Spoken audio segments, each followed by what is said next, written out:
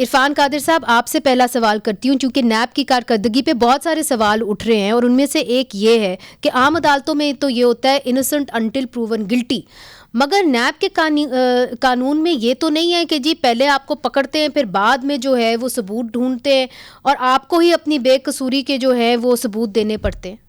دیکھیں یہ جو پرسیپشن ہے کہ نیب کے جو ایکیوزڈ ہیں اونس ان پہ ہوتا ہے اور نیب کی پروسیکیوشن پہ نہیں ہوتا، یہ بالکل غلط بات ہے. انیشل اونس جو ہے وہ ہمیشہ پروسیکیوشن پہ ہوتا ہے اور نیب کیسز میں بھی پروسیکیوشن پہ ہوتا ہے.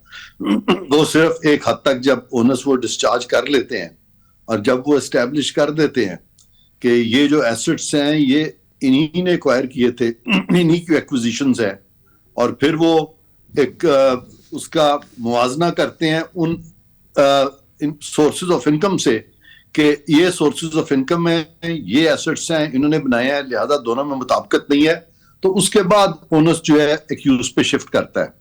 اچھا. یہ جو کیس تھا پناما کا کیس، اس میں ایسی چیز ہوئی نہیں تھی کیونکہ یہاں پہ وہ جو انیشل اونس ہے وہ ڈسچارج ہی نہیں ہوا تھا. وہ اس کی وجہ یہ تھی کہ نیب نے سب سے پہلی بات تو یہ اس کیس میں تفتیش کی نہیں تھی.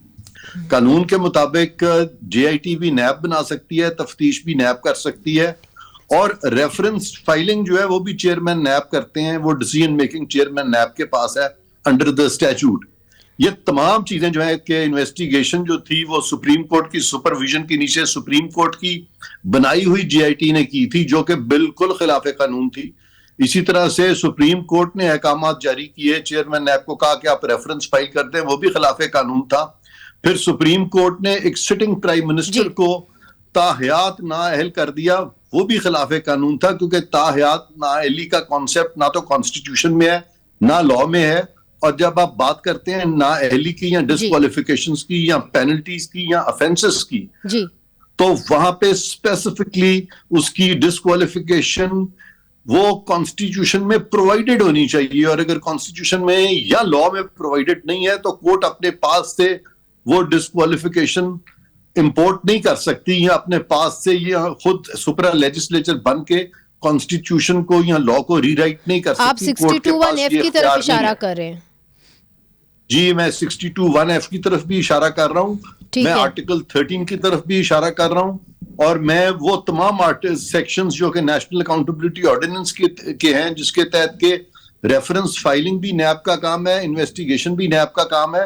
تو یہ تمام چیزیں نیب نے نہیں کی تھی، یہ سپریم کورٹ نے کی تھی. انہوں نے کیسے کر دی؟ انہوں نے کیسے احکامات جاری کر دیے کہ 3 ریفرنسز فائل ہوں گے، جبکہ assets beyond known source of income کے جو میٹرز ہوتے ہیں اس میں ملٹیپل ایسٹس جو ہیں ان پہ ایک ریفرنس فائل ہو سکتا ہے، ان پہ 2 یا 3 یا 6 یا 20 ریفرنس فائل نہیں ہو سکتے.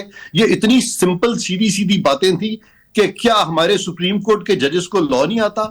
اور یا پھر ان سے بہت بڑی غلطی ہوئی ہے، ان کی مس پرسیپشن اتنا بڑا ہو گیا کہ وہ کیریڈ ہوئے ہو گئے تھے. اس وقت کا جو ایک میڈیا کیمپین تھی اس کے ساتھ وہ چل نکلے تھے اور انہوں نے لا کو دیکھا ہی نہیں تھا. تو یہ ساری چیزیں جو ہیں یہ لمحہ فکری ہے پاکستان کے نظام عدل کے لیے. عابد زبیری صاحب، آپ نے عرفان قادر صاحب کی بات سنی، اور بات ہو رہی ہے ظاہر ہے العزیزیہ ریفرنس کے حوالے سے، مگر ان کا جو پوائنٹ ہے وہ یہ کہ جی سپریم کورٹ نے خود ہی جو ہے یہ فیصلہ کر دیا، چونکہ لا کے اندر موجود نہیں تھا لائف ٹائم ڈسکوالیفیکیشن، زندگی بھر کے لیے نااہلیت، تو انہوں نے کیسے جو ہے یہ life time disqualification Mian Nawaz Sharif صاحب کو دے دی؟ بسم اللہ الرحمن الرحیم. شکریہ منیزے. دیکھیے اس میں آپ کو ایک بات بتاتا چلوں، یہ جو ڈسکوالیفیکیشن کی جو بات ہے انڈر 62(1)(f) یہ امینڈ ہوا تھا 18ویں ترمیم میں. اس کے بعد سے جتنے فیصلے آئے 2010 کے بعد سے، ان کا نواز شریف کا جو فیصلہ آیا پناما میں وہ 2018 کا تھا. اس سے پہلے الیکشن ہوئے 2013 میں، اس سے پہلے اس میں میرا بھی ایک کیس تھا.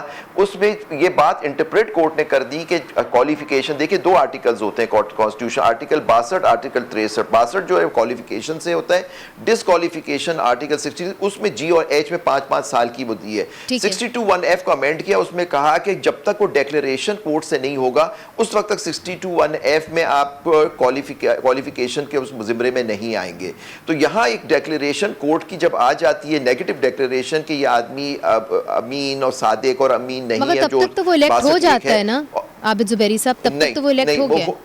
اس کے نہیں, یہ الیکشن سے پہلے چیلنج ہو رہا ہوتا ہے اور الیکشن کے بعد بھی لوگ چیلنج کرتے ہیں اور کورٹ اس کو ڈسکوالیفائی اگر کرتی ہے تو وہ اس سے فارغ ہو جاتے ہیں. میرے کیس میں یہی ہوا تھا کہ الیکشن ان کو پارٹیسپیٹ کر لیا تھا لیکن وہ بعد میں کیس سپریم کورٹ میں چلا اور ان کو ڈسکوالیفائی کیا تو ان کی سیٹ بھی گئی اس سے. مگر عرفان قادر صاحب کہہ رہے تھے کہ قانون میں کہیں لکھا نہیں ہوا لائف ٹائم ڈسکوالیفیکیشن کہ اگر آپ 62(1)(f) کے مجرم ہیں تو پھر لائف ٹائم ڈسکوالیفیکیشن کہاں لکھا ہوا ہے, کون سے قانون میں لکھا ہوا ہے, یہ تو وہ پوچھ رہے ہیں.